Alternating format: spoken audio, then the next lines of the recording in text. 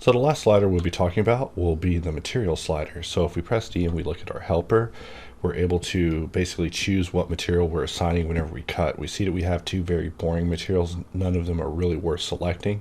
Of course, material cut is available if you have both HardOps and Boxcutter.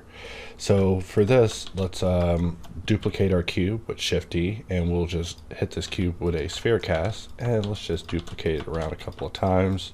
With Shift D, we'll select all of them, press Alt M, and let's control click blank material, just give them a blank material. Now we can actually just click on our material drop down and choose a material, which means that whenever we cut, we're forcing that material on the mesh.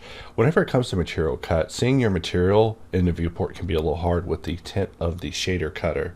And for that reason, that's why you would press H in order to look at things in a wireframe fashion. Sometimes I just cut like this because it's just a lot easier to just see exactly what's going on with my mesh than it is to be alerted by the color of my cutter. But just like that, I can easily go in here and change my cutter on the fly and decide what color I want my material cut to be. Of course, keep in mind that whenever it comes to things like inset, great care has been taken to make inset actually draw the way it's supposed to on the surface by setting up the rim settings just right. So if you are using material cut, you'll find that it's definitely very nice whenever it comes to inset.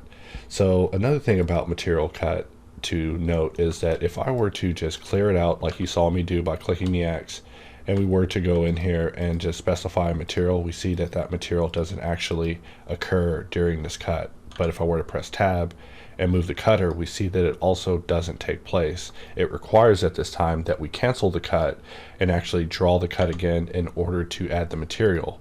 However, let's actually go into Helper, remove the material, and draw this cutter, and we can just press Tab. And if we press D, we can specify a material. We see a notification showing for us specifying material, but we don't see it update. The thing about material cut is it does have the hotkey of M, so just by pressing M in the 3D view, you can actually cycle through the available materials on your material cut in order to assign it. And for some reason, that is actually more responsive than the D helper at this time whenever it comes to material cut. So it works great if you're specifying your material in advance, but if you are using it in the middle of a cut, it is something that we will be checking into. It was one of the final things brought up about the helper, but the response of what we'll need to do is definitely a little bit more involved than I'm wanting to go through in this particular quarter.